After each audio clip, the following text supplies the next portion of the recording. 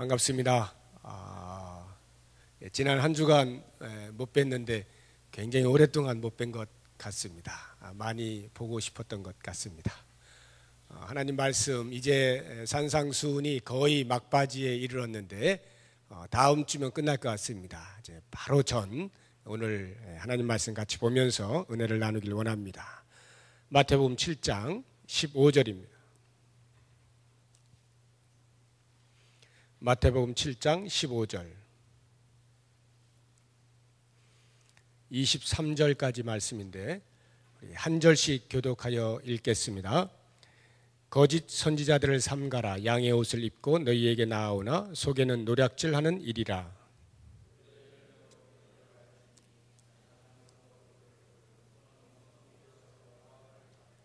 이와 같이 좋은 나무마다 아름다운 열매를 맺고 못된 나무가 나쁜 열매를 맺나니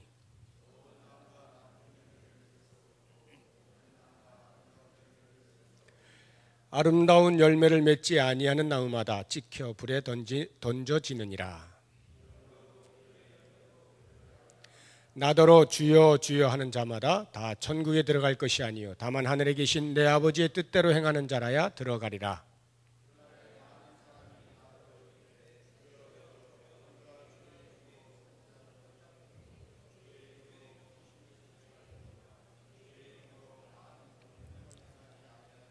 같이 읽습니다.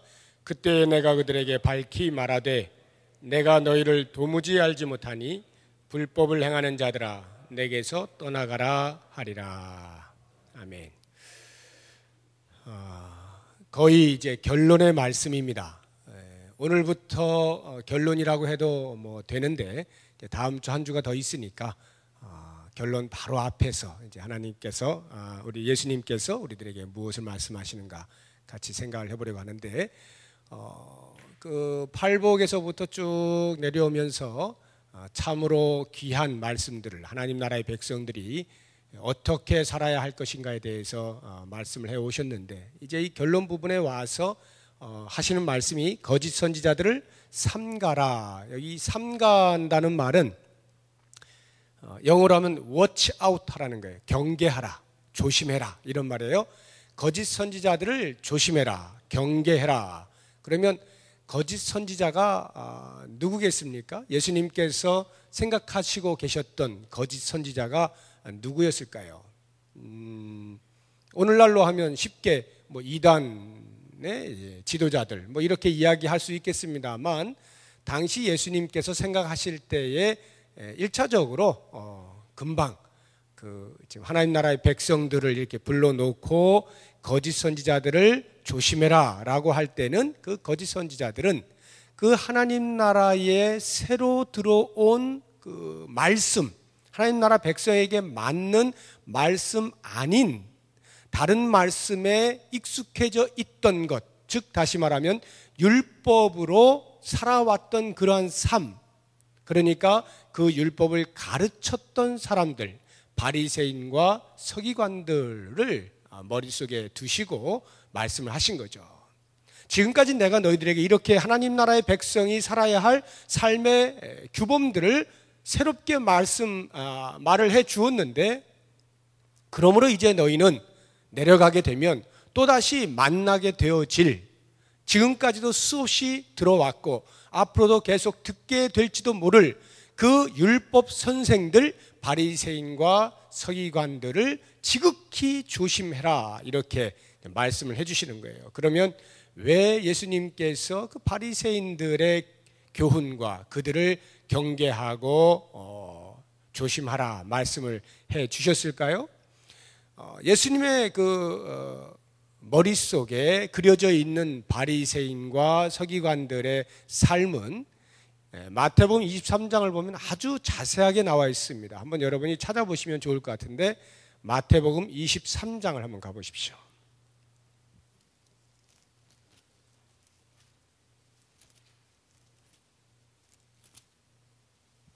이 마태복음 23장은 굉장히 유명한 그 장입니다. 어떠한 것으로 유명하냐면 화 있을진저, 다시 말하면 7 화를 이야기하고 있는 바리새인들의 그 외식에 대하여서 어떤 화가 임할 것이냐라고 하는 그 바리새인들의 정체를 폭로한 장으로 매우 유명한 장입니다.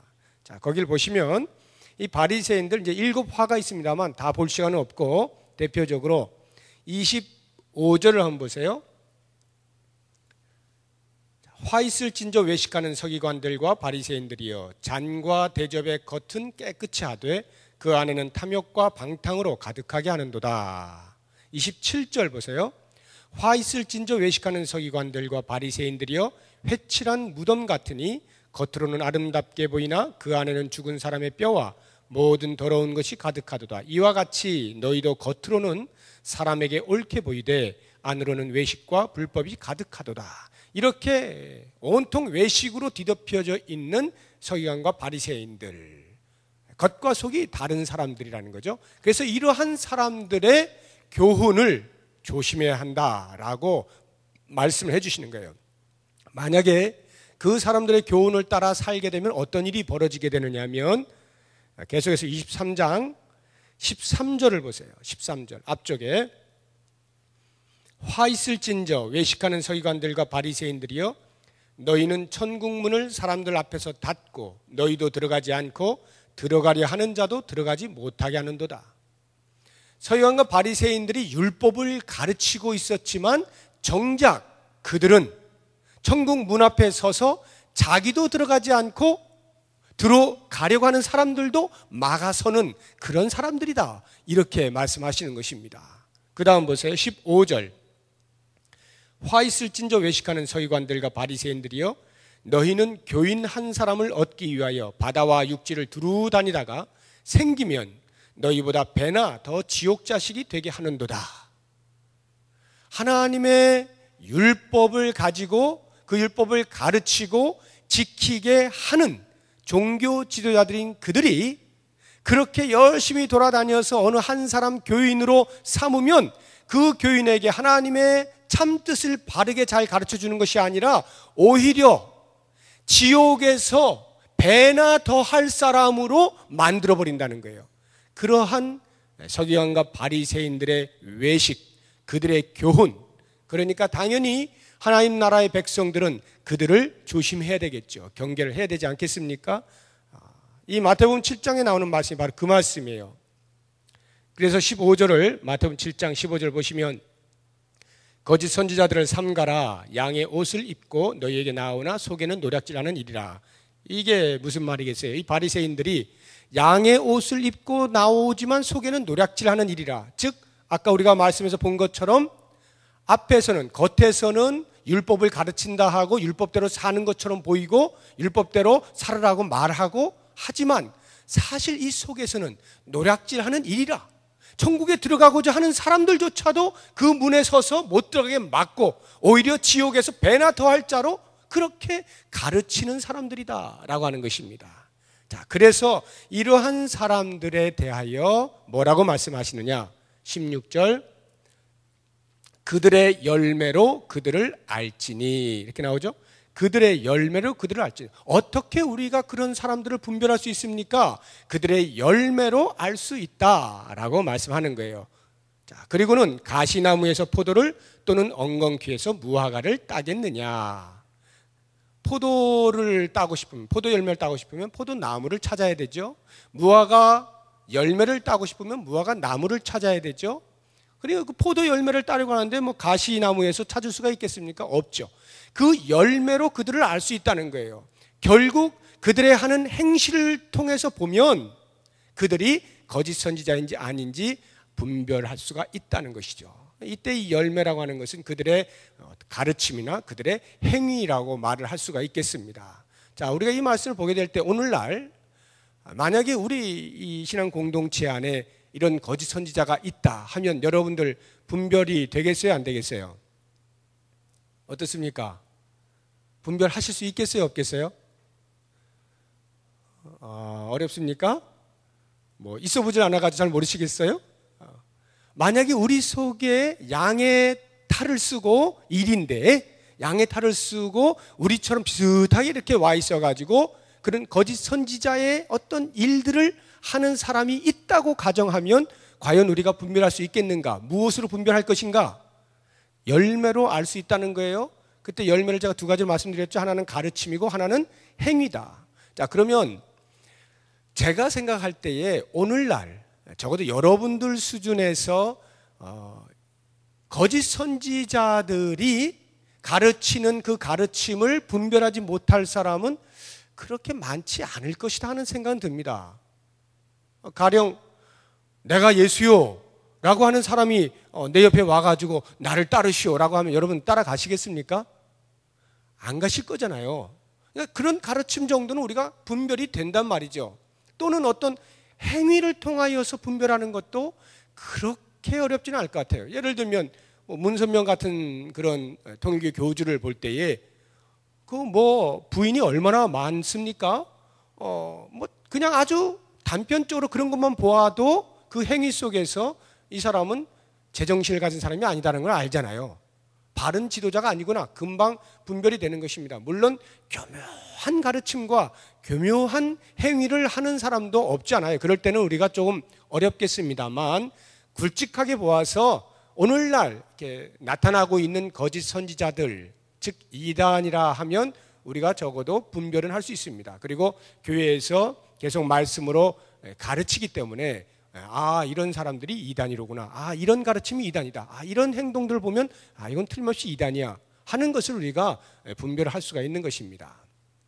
자, 그렇다고 하면 우리가 이 말씀들을 이제 앞으로 계속 보게 될 텐데 그냥 단순히 거짓 선지자를 오늘날의 그 이단의 지도자로만 이해를 하고 이 말씀을 보게 되면 이 속에 담겨있는 깊은 의미를 다 발견하지 못합니다.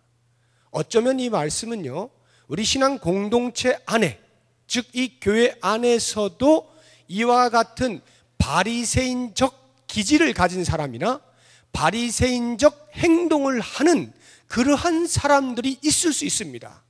같은 문의를 가지고 있으면서 그러한 사람들에게 주시는 교훈으로 받아도 무방할 정도로 굉장히 중요한 말씀이에요. 그 다음을 보세요. 17절을 보시게 되면 이렇게 나오죠. 이와 같이 좋은 나무마다 아름다운 열매를 맺고 못된 나무가 나쁜 열매를 맺나니 좋은 나무가 나쁜 열매를 맺을 수 없고 못된 나무가 아름다운 열매를 맺을 수 없느니라. 아름다운 열매를 맺지 아니하는 나무마다 찢겨 불에 던져지느니라. 이러므로 그들의 열매로 그들을 알리라. 또 열매로 그들을 안다라고 하는 말씀이 나오잖아요. 그런데 15절 16절에 있는 내용과 17절 이하에 나오는 내용은 약간 달라요.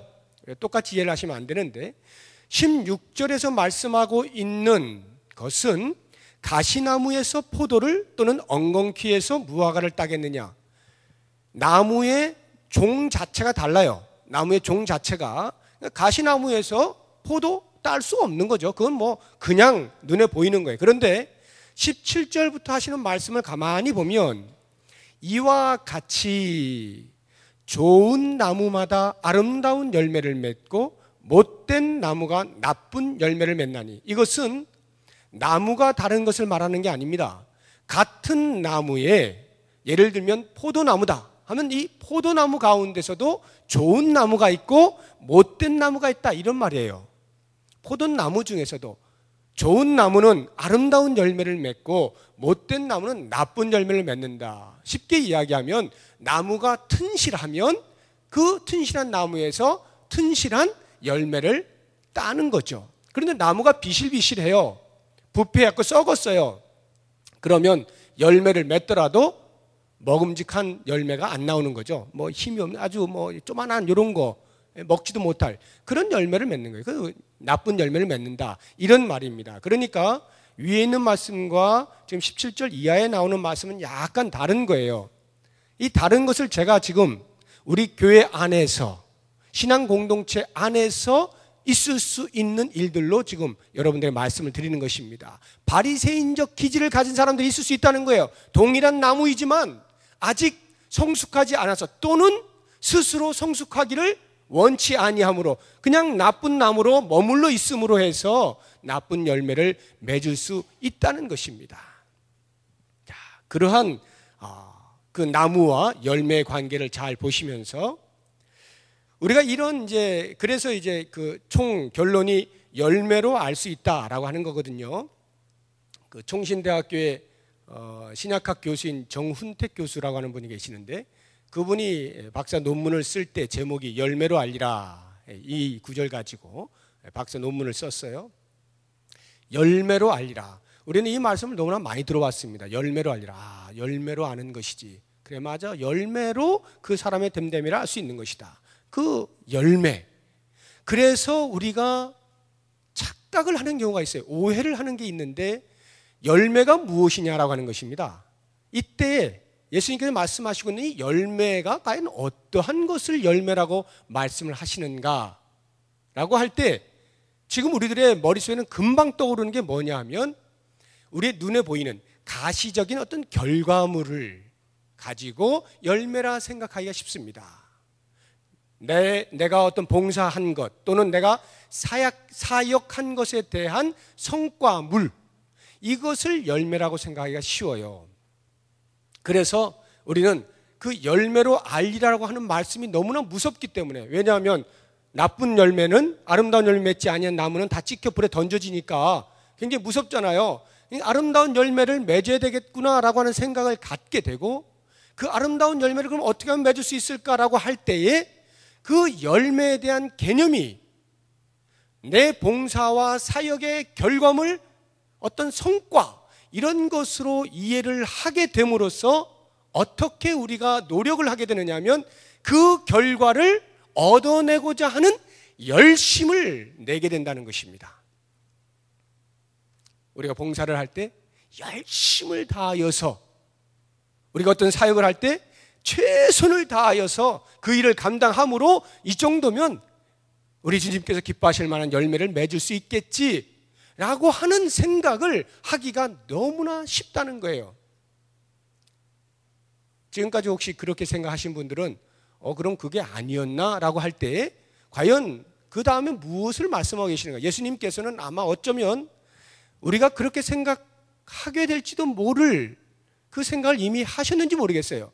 그 다음 가르침을 보면 그게 아닌 것을 금방 알 수가 있습니다. 보시죠. 21절. 나더러 주여 주여 하는 자마다 다 천국에 들어갈 것이 아니요 다만 하늘에 계신 내 아버지의 뜻대로 행하는 자라야 들어가리라. 여기를 보시면 참 묘한 말씀이 있어요. 나더러 주여 주여 하는 자마다, 주여 하는 자도 아니고 주여 주여 하는 자마다, 두 번이나 말씀하시는 것은 그만큼 열심을 가지고 있는 신앙인을 말하는 거예요. 주여 한 번으로 안 되는 거예요. 주여 주여 이렇게 열심을 가지고 신앙생활을 하는 그러한 사람들마다 다 천국에 들어갈 것이 아니에요. 천국은 누가 들어갑니까? 그러면 주여 안 부르면 들어갑니까? 그렇지 않죠. 주여 불러야만 들어갈 수 있잖아요. 그런데 그 주여를 불러야만 들어갈 수 있음에도 불구하고 주여라고 부른다고 해서 다 들어가는 것은 아니다는 거예요. 그 가운데는 가짜가 있다는 거예요. 가짜가 있다는 것입니다. 그러니까 주여 안 부르면 되는구나, 이게 아니고 주여를 부르되 똑바로 불러야 된다는 것인데, 그 가짜가 어떤 것이냐. 22절. 그날에 많은 사람이 나더러 이르되, 그날이 언제냐면 마지막 날, 예수님 재림하셔서 심판하시게 되는 그날, 많은 사람이 나더러 이르되 주여 주여 우리가 주의 이름으로 선지자 노릇하며 주의 이름으로 귀신을 쫓아내며 주의 이름으로 많은 권능을 행하지 아니하였나이까 하리니. 이 말씀들이 뭡니까? 열매로 알리라. 그래서 그 열매를 맺기 위하여서 열심을 다한 거예요. 주여 주여 하면서 최선을 다해서 어떻게 했다고요? 주의 이름으로 선지자 노릇도 하고, 주의 이름으로 병도 고치고 귀신도 고치고 주의 이름으로 많은 권능들을 행한 것입니다. 수없이 많은 봉사와 사역들을 감당을 해낸 거예요. 이 정도 되면 우리 주님 앞에 칭찬받을 만하죠. 칭찬받아 마땅합니다. 그 수고에 대해서 우리 주님이 모른다 하시지 않아요. 그런데 그 가운데 가짜가 있다니까요. 그런 열심 속에도 가짜가 있다고요. 23절. 그때 내가 그들에게 밝히 말하되 내가 너희를 도무지 알지 못하니 불법을 행하는 자들아 내게서 떠나가라 하리라. 그 열심을 내었는데 불구하고 분명히 보세요. 주의 이름으로, 다른 것도 아니에요. 주의 이름을 걸고 선지자 노릇했고, 주의 이름을 걸고 귀신 쫓아냈고, 주의 이름을 걸고 권능들을 수없이 행했는데도 불구하고 예수님께서 마지막 날 뭐라고 하느냐면, 너 누구야? 이러는 거예요. 나는 너를 지금까지 한 번도 안 적이 없는데 너 왜 나를 아는 척하니? 이렇게 말씀하시는 거예요. 너무나 황당한 거 아닙니까? 주의 이름으로 그 수없이 많은 사역들을 감당하고 열정을 가지고 했는데도 불구하고 예수님께서는 너 한 번도 나 본 적 없어. 그러니 나를 떠나가라. 이렇게 말씀하신다는 것입니다. 이게 무엇이냐 하면 열매를 맺기 위하여, 아름다운 열매를 맺지 아니하면 그 나무가 다 찍혀 불에 던져지니까 그 열매를 맺어야 하는구나 해서 열매를 목적하여 열심을 다했을 때에 이런 실수가 있을 수가 있다는 것입니다. 자, 그렇다고 하면 열매가 무엇이냐라고 하는 것을 이 말씀 속에서 우리가 다시 한번 이해를 해보자고요. 과연 예수님께서 이 말씀들을 하실 때에 우리들에게 열매를 말씀하고 있는 것이냐, 열매로 알리라라고 할 때 과연 열매를 강조하신 것이냐, 지금 이 말씀들을 쭉 살펴보니까 그런 것 같지 않잖아요. 여기 보면 분명히 열매들을 주렁주렁 맺고 있잖아요. 그런데도 불구하고 예수님으로부터 모른다 하는 말을 듣게도 될 수 있다는 것이죠. 그렇다고 하면 예수님이 지금 말씀하시고 있는 것은 열매로 알리라라고 할 때 그 열매는 반드시 뭐와 연결이 돼야 되냐면 나무와 연결이 돼야 되는 것입니다. 나무의 열매예요. 그 나무의 그 열매예요. 대단히 중요합니다. 그 나무의 그 열매. 예수님은 열매를 우리에게 말하고 있는 것이 아니라 사실은 나무를 말하고 있는 거예요. 네가 지금 어디에 뿌리를 내리고 있느냐, 이 말입니다. 과연 시냇가에 뿌리를 내리고 있느냐, 예수님으로부터 그 수액을 빨아들이고 있느냐, 이 말입니다. 예수 그리스도의 반석 위에 뿌리를 내리고 있느냐, 어떤 나무냐라고 하는 거예요. 그리고 예수 그리스도께 믿음의 뿌리를 내렸다고 해도 과연 그 믿음의 뿌리를 계속해서 깊게 내려가고 있느냐, 튼실한 나무이냐, 이 말이에요. 그러면 나무에 대해서만 우리가 확인할 수 있다면 열매는 어떻게 돼요? 자연스럽게 맺어지는 거예요. 나무만 튼튼하면 그 튼튼한 나무에는 자연스럽게 토실토실한 열매가 맺히게 돼 있는 거예요. 이건 자연스러운 것입니다. 그러니까 열매를 맺는 것에 내 신경이 가서는 안 되고 내가 지금 어떤 나무이냐라고 하는 것에 초점을 맞춰야만 거기에 따른 자연스러운 열매가 맺혀지는데, 이때 이 열매를 예수님께서는 우리들에게 이렇게 말씀하시는 거예요. 그 나무의 그 열매, 어떠한 나무냐에 따른 열매, 즉 예수 그리스도께 뿌리를 깊게 내리고 있으면 그 그리스도의 성품과 그리스도의 진실함과 그리스도의 거룩함과 그리스도의 순전함이 그 수액으로 빨리 올라가서 맺혀지는 열매가 그와 같은 열매가 되어진다. 열매란 사역의 성과물이 아니라 우리의 삶의 인격이요 성품인 것을 말씀하고 있는 것입니다. 예수 그리스도를 닮은 그러한 삶의 질이 나오고 있느냐, 그것이 열매라는 거예요. 그러면 생각을 해보십시오. 그렇게 그리스도의 성품을 조차 그리스도의 인격을 닮아서 살아가는 사람도 얼마든지 열심을 내고 사역을 할 수 있잖아요. 그리고 사역의 어떠한 결과들을 낼 수 있잖아요. 그런 사람하고 열매만을 바라보고 열매를 내가 맺어야지라고 하면서 열매를 향하여 달려가는 그 사람하고 과연 어떠한 차이가 있겠는가? 실제적으로 어떤 차이가 있겠습니까? 이런 겁니다. 열매만을 바라보는 사람은 내가 열매를 맺어야지라고 해서 그 열매 맺는 것에 애를 쓴 사람은 지금 이 예수님께 모른다함을 받을 수도 있다라고 하지 않았습니까? 예를 들어서 우리 신앙 공동체 안에서 충성의 열매를 내가 맺겠다, 충성의 열매를 맺겠다, 그래서 열심히 정말 충성을 다하는 것입니다. 그러한 충성의 열매를 어느 정도 맺었다라고 가정을 들어보세요. 정말 뭐 찬양대도 하고 교사도 하고 뭐 전도도 하고 안 하는 게 없고 어디를 가도 그 사람 얼굴이 보이고 정말 충성스럽잖아요. 새벽마다 빠지는 적이 없고 모든 집회 다 나오고 어떤 보면 야, 저 사람은 FM이야, 모범이야, 이렇게 말할 만큼 사역에 충실을 다하는 충성하는 그러한 열매를 맺고 있는데 한편 인내하지를 못해요.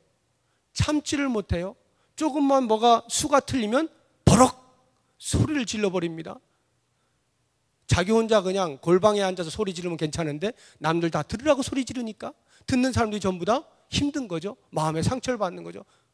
근데 뭐 워낙 이 사람이 동네방네 다 이 손을 뻗고 있으니까 워낙 열심히 하니까 감히 그 앞에서 입도 뻥끗 못하고 그냥 말하는 대로 듣고 있는 거죠. 이런 일들이 벌어져요. 열매를 좇는 사람은 그리스도의 성품에 전인적으로 나타나야 할 그 인격이 충돌을 하는 일이 생긴다는 것입니다. 충돌을 해요. 어느 한편으로 분명히 예수를 잘 믿는 것 같고 놀라운 열매를 맺는 것 같은데 또 다른 어느 한편으로 보면 그것이 충돌되어져서 나타난다니까요. 조심해야 됩니다. 그런데 나무를 내가 그리스도께 깊이 뿌리를 박아서 그리스도께서 주시는 그 영양분을 받아서 그리스도를 나타내고자 하는 자기의 나무를 가꾸는 데 최선을 다해서 열매로서 사역을 감당하는 사람은요, 그렇게 충성의 열매를 맺을 뿐만 아니라 인내의 열매도 맺고 자비의 열매도 맺고요, 성령께서 원하시는 그 열매들을 균등하게 맺는 거예요. 균등하게, 조화롭게 맺는 것입니다. 충돌이 일어나지 않아요. 여기에서 제가 오늘 여러분들에게 이 금요기도회를 나오시는 분들 정도면 최소한의 열심히 있는 분들이에요. 그래서 여러분들에게 이제 권면을 하고자 합니다. 우리가 열심을 한다라고 할 때, 열심을 낸다라고 할 때 바로 이 부분을 조심해야 되는 거예요. 과연 나는 무엇을 위하여 열심을 내고 있는가? 나는 과연 무엇을 위하여 금요기도회를 나오고 있는가? 나는 과연 무엇을 위하여 교회에 헌신하고 있는가? 봉사하고 있는가? 라고 할 때 그것이 남들이 나를 알아주어야 할 열매를 맺는 것으로 나의 충성이 가고 있고 나의 헌신이 가고 있고 나의 수고가 있다라고 하면 당장에 때려쳐야 됩니다. 당장에 때려쳐야 돼요. 왜냐하면요, 그런 사람은요, 어느 정도 이제 수고를 하잖아요. 어느 정도 열심을 내잖아요. 애를 쓰잖아요. 이제 남들이 좀 알아줄 때도 됐어요. 그때가 되면 어떻게 하느냐? 아, 이제는 내가 내 자리를 차지할 때가 되었다. 이제 내가 내 소리를 낼 때가 되었다. 이렇게 생각합니다. 그리고는 어떤 일들에 대해서 정말 열심히 해요. 누가 봐도 뭐 빈틈없이 합니다. 그리고는 소리를 내기 시작하는 거예요. 내가 이렇게 열심히 하는데 당신들은 지금 뭐 하고 있는 것입니까? 내가 이렇게 수고하고 있는데 당신들은 지금 뭐 하고 있는 것입니까? 라고 하는 것으로 전혀 그리스도의 성품으로서는 나올 수 없는 그런 행위들을 할 때가 있다고요. 열매만 보고 있는 사람은 그런 행위를 하면서도 그것이 악인 줄을 몰라요. 그게 얼마나 큰 해가 되는 것인지를 모릅니다. 겸손이 없어요. 다른 사람을 배려하는 것이 없어요. 옳은 것을 외친다고 말을 하고 있는데 이래가지고 교회가 되겠느냐? 외치고 있는데 정작 거기에 그리스도의 성품이 없다는 거예요. 인격이 없어요. 이런 일들이 교회 안에 비일비재합니다. 이게 바로 바리새인적 기질이에요. 내가 최선을 다하고 있으니까, 내가 열심히 다하고 있으니까 나는 이 정도 말을 해도 돼. 나는 이만큼 하고 있기 때문에 적어도 아무도 나에겐 건드릴 수 없는 거야. 내가 말하면 그게 곧 법이야. 내가 말하면 그게 곧 의야. 이렇게 생각을 할 수가 있게 되는 것입니다. 얼마나 무서운 적인지 몰라요. 우리 한국교회는 오늘날 외부에서 박해가 와서 흔들리는 게 아닙니다. 기독교가 내홍을 앓고 있어요. 버젓이 정상적인 신앙을 얼마든지 할 수 있는 이 좋은 환경 가운데에서, 그래서 어떻게든지 하나님의 말씀을 증거해서 많은 사람들이 그리스도께로 돌아오게 해야 할 그러한 역사적 사명을 가진 우리들이 내부에서 내홍을 앓으면서 서로에 대해서 자리 싸움이나 하고 세력이나 갖추어 나가면서 내가 옳으니 네가 옳으니 이런 것으로 편가르기를 하고 부정적인 말들로 마음들을 흐트려 놓고 이렇게 교회를 어지럽히는 일들이 있다는 것입니다. 그게 어찌 교회라고 할 수 있겠어요? 오늘 예수님께서 말씀하시는 것이 바로 그것입니다. 하나님 나라의 백성들, 심령이 가난한 자는 복이 있나니부터 시작해서 그 수려한 참으로 고귀한 많은 말씀들이 우리의 삶 가운데에서 열매로 우리 인격과 성품으로 드러나져야 하는데 그러한 것들에는 관심이 없고 정작 그 어떤 열매들을 맺기 위한 수고를 통하여 나타나는 또 다른 엄청난 실수들, 죄악들을 범하고 있다는 것입니다. 그러므로 오늘 이 말씀을 통하여서 우리의 마음과 다시 한번 도전을 받을 필요가 있습니다. 예수님께서 하신 말씀을 잘 들으십시오.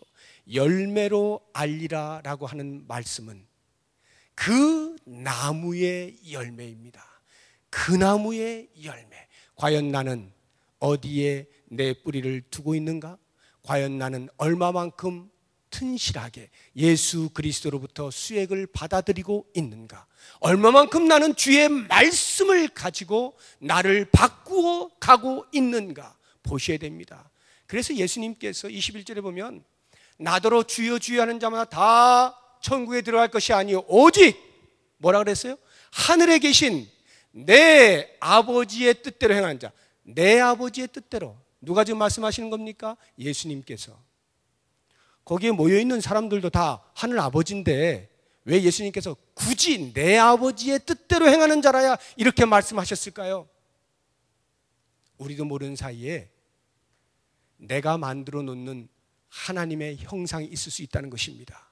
예수님께서 보시니까 제자들의 머릿속에 이미 형상화되어진 하나님의 모습이 있을 수 있다는 거예요. 그래서 내가 만든 그 틀 안에서 맞으면 오케이, 안 맞으면 노, 이러한 신앙생활을 할 수가 있기 때문에 예수님께서는 그러한 것 말고 잘 보아라, 하늘에 계신 내 아버지 예수 그리스도께서 말씀하시는 내 아버지의 뜻대로 행하는 자, 다시 말하면 내가 만들어 놓은 의의 틀 속에 갇혀서 거기에 잣대를 대고 다른 사람 다 잘라내고 이러지 말고 하늘에 계신 아버지가 무엇을 원하시느냐, 하늘에 계신 아버지께서 무엇을 기뻐하시느냐, 그것을 정확하게 인식하고 그 하나님을 기쁘시게 하는 행위로서 너희의 삶을 살아야 한다, 이렇게 말씀하시는 것입니다.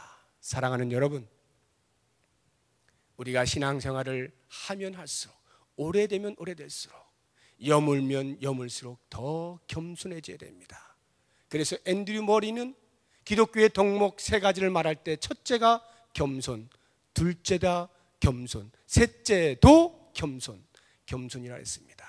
왜냐하면 그건 겸손하라가 아니고 그 나무에는 그 열매예요. 예수 그리스도께 뿌리를 박은 나무는 반드시 겸손할 수밖에 없습니다. 왜? 그 나무대로 열매를 맺는 것이기 때문에 결코 자기를 자랑할 수가 없어요. 결코 다른 사람들을 힘들게 하지 않습니다. 그리스도의 성품대로, 그리스도의 인격대로, 그리스도를 닮은 모습대로 나타나게 돼 있고 사역하게 돼 있고 말하게 돼 있고 행동하게 돼 있는 것입니다. 모쪼록 우리 모두가 저를 포함해서 그리스도를 온전히 좇아 그리스도를 반영해낼 수 있는 신앙의 삶을 살아갈 수 있기를 주의 이름으로 축복합니다.